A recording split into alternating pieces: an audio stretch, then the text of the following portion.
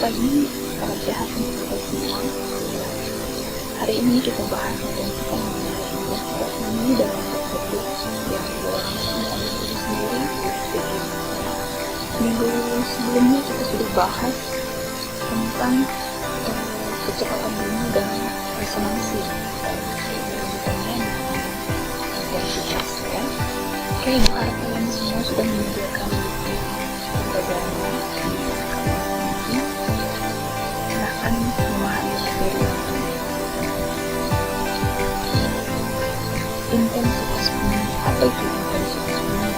Di sini intensitas gelombang bumi itu artinya adalah daya gelombang yang dipindahkan melalui bidang tertentu tiap satuan luas yang tegak lurus dengan arah keangkatannya. Di sini ada daya gelombang yang dipindahkan. Intensitas gelombang bumi itu juga bergantung pada amplitude dari gelombang bumi, di mana semakin besar amplitude dari gelombangnya, maka laju energi yang dipindahkan juga akan semakin besar, ya. Maka di sini bisa dibuat dia bahwa ini itu banding lurus dengan amplitude.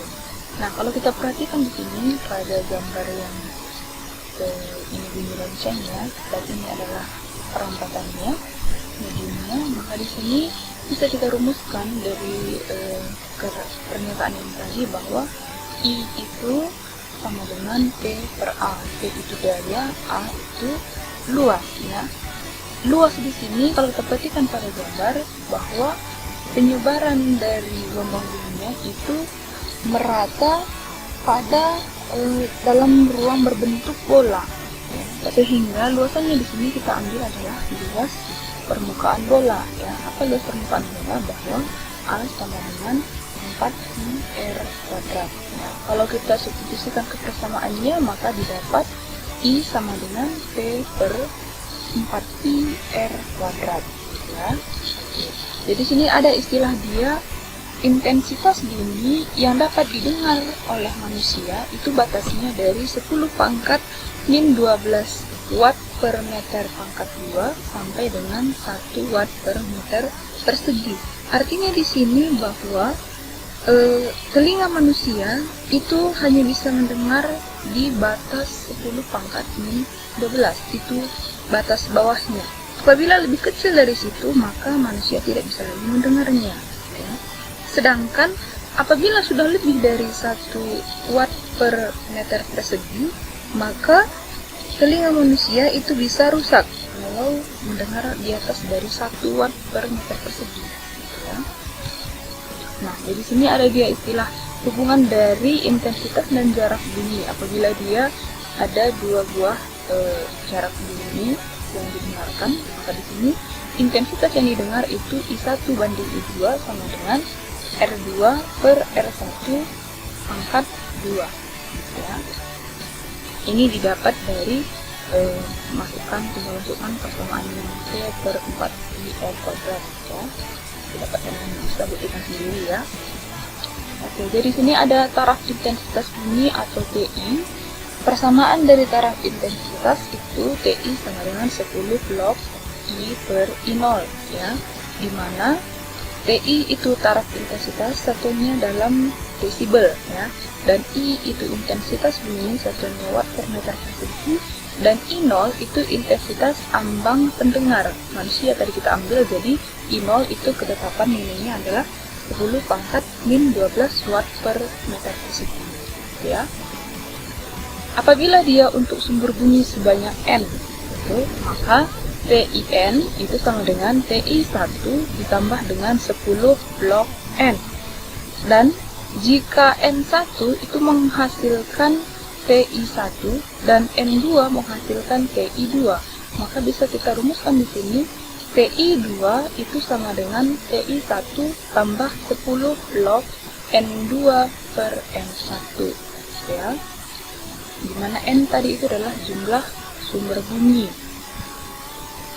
Oke, untuk taraf intensitas bunyi berdasarkan jarak sumber bunyi. Kalau tadi berdasarkan banyaknya sumber, sekarang berdasarkan jaraknya. Maka di sini TI2 itu sama dengan TI1 dikurang 20 log R2 per R1, ya. Oke, kita perhatikan langsung ke contoh soalnya. Jadi sini taraf intensitas sebuah mesin tik itu adalah 60 desibel dan tentukan taraf intensitas 10 mesin tik dalam ruang itu ya jika dibunyikan secara bersamaan. Maka di sini kita buat diketahui itu TI1 sama dengan 60 desibel, N itu sama dengan 10. Maka kitanya TI10. TI10 itu sama dengan TI1 ditambah 10 log N, dimana N-nya tadi adalah 10, maka tinggal kita masukkan aja angkanya. TI10 sama dengan 60 tambah 10 log 10. Log 10 itu nilainya 1, berarti 10 kali 1, 10. Oke, maka dapat di sini TI10 sama dengan 70 desibel. Ya. Berharap kalian sudah mengerti. Dan ini ada latihan soal ya untuk taraf intensitas tadi. Ini kalian kerjakan di buku catatannya dan nanti dikumpulkan dalam GC ya, ada. Ya, ini ada latihan soal. Ini silahkan kalian kerjakan di buku catatannya. Langsung jawab saja. Dan ini nanti dikumpulkan di GC-nya. Nah, nanti ibu buat file untuk latihannya. Oke. Kita lanjut ke interferensi dan pelayangan bunyi. Ya. Apa itu interferensi? Di sini interferensi itu adalah ketika dua buah gelombang yang sedang bergerak bertemu dalam medium yang sama. Itu makanya terjadi interferensi. Dan di sini dinyatakan bahwa syaratnya jika terjadi interferensi itu yang pertama, amplitudo dari kedua gelombang itu harus sama, panjang gelombangnya juga harus sama, dan terakhir frekuensi dari kedua gelombang itu wajib sama, makanya bisa terjadi interferensi ya. Jadi untuk interferensi bunyi di sini itu terbagi dua jenis ya. Ada interferensi secara konstruktif dan interferensi secara destruktif ya. Kalau dia secara konstruktif itu artinya pada saat amplitudo itu maksimum ya.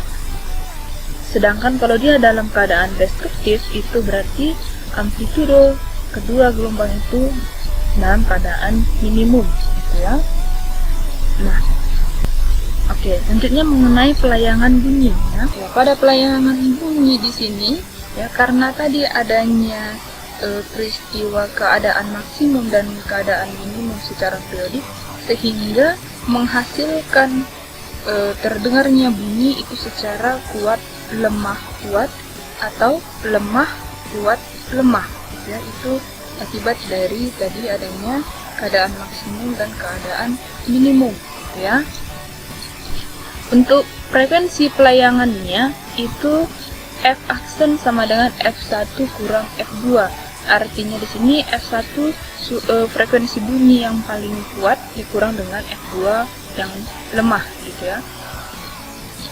Sedangkan periode pelayangannya kita tahu bahwa kalau periode itu adalah 1/F. Berarti di sini T aksen sama dengan 1/F1 kurang F2. Gitu ya. Ini keterangannya bahwa F itu frekuensi pelayangan, satuannya Hertz, T aksen itu periode pelayangan, satuannya sekon, dan F1 itu frekuensi gelombang bunyi 1 atau bebas ya, pokoknya dia kalau dia F1 itu yang lebih kuat dan F2 itu yang lebih rendah dia frekuensinya gitu ya. Selanjutnya kita bahas mengenai efek Doppler ya. Pada efek Doppler di sini Doppler menyatakan bahwa peristiwa perubahan frekuensi gelombang bunyi akibat adanya gerak relatif di antara pengamat dan sumber bunyi gitu ya. Jadi maka di sini dirumuskan bahwa Fp sama dengan P plus minus Pp per P plus minus Ps kali Fs ya.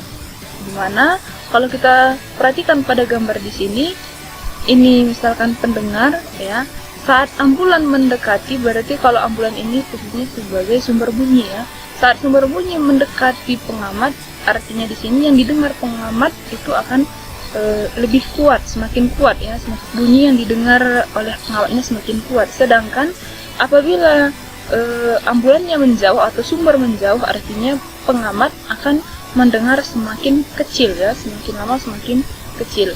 Maka bisa kita buat di sini kesepakatannya bahwa PS itu bernilai positif jika sumber bunyi menjauhi pendengar ya. VP itu positif jika pendengar mendekati sumber bunyi, dan VS negatif jika sumber bunyi mendekati pendengar. Sedangkan VP negatif jika pendengar menjauhi sumber bunyi ya. Jadi sini bisa dibuat keterangannya ya bahwa FP itu adalah frekuensi pendengar, Fs ini adalah frekuensi sumber bunyi ya. Dan V di sini itu adalah cepat rambat bunyi di udara. Biasanya nilainya ini adalah 340 meter per sekon. Dan VP ini adalah kecepatan pendengarnya, VS ini adalah kecepatan sumber bunyi ya. Bisa kita perhatikan contoh soalnya di sini. Sebuah sumber bunyi dengan frekuensi 720 Hz bergerak menjauhi seorang pendengar yang diam ya. Artinya di sini kalau pendengarnya diam bahwa kecepatannya itu adalah 0 ya kan, dan ini adalah Fs. Jika kecepatan sumber bunyi berarti ini Vs 20 meter per sekon, maka hitunglah frekuensi yang didengar oleh pendengar ya. Maka di sini bisa kita buat diketahui.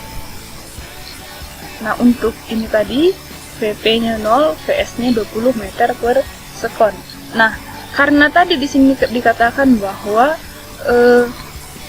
sumber bunyi bergerak menjauhi seorang pendengar ya. Karena dia menjauhi pendengar, artinya di sini Fs itu adalah bernilai positif ya. Jadi bisa kita rumuskan di sini Vp itu sama dengan, ini tadi bilang bahwa V itu nilainya adalah 340, ini ketetapan biasa ya, ditambah dengan 0 per 340 ditambah dengan 20 kali 720 ya. Maka dapat di sini Fp sama dengan 680 Hz ya. Ambil dari sini. Oke. Selanjutnya kita bahas mengenai pelayangan. Dua buah garpu tala mempunyai frekuensi 325 Hz dan 328 Hz. Digetarkan serentak ya. Hitung jumlah layangan bunyi secara selama 8 sekon. Oke. Kita buat di sini diketahuinya bahwa F1 yang 328, F2-nya itu 325 ya. Dan ditanya N selama T sama dengan 8 sekon. Oke. Maka kita ambil dulu frekuensi layangannya, F aksen sama dengan F1 kurang F2. Dapat di sini nilainya 3 Hz ya. Berarti jumlah layangannya selama 8 sekon itu tinggal kita kalikan F layangan dikali dengan T. Maka dapat di sini 24 layangan. Itu jumlah layangannya ya. Oke. Jadi sini masih ada latihan soalnya nomor 2 dan nomor 3. Silahkan dikerjakan di buku catatannya. Berarti nanti yang dikumpulkan ke GC-nya itu ada 3 jawaban ya. Yang sebelumnya tadi nomor 1, ini nomor 2 sama nomor 3-nya. Oke, Ibu harap kalian sudah mengerti dengan materi pembelajaran yang Ibu sampaikan hari ini. Tetap semangat dan jangan lupa dikumpulkan tugasnya ya. Sampai jumpa di video berikutnya. Terima kasih.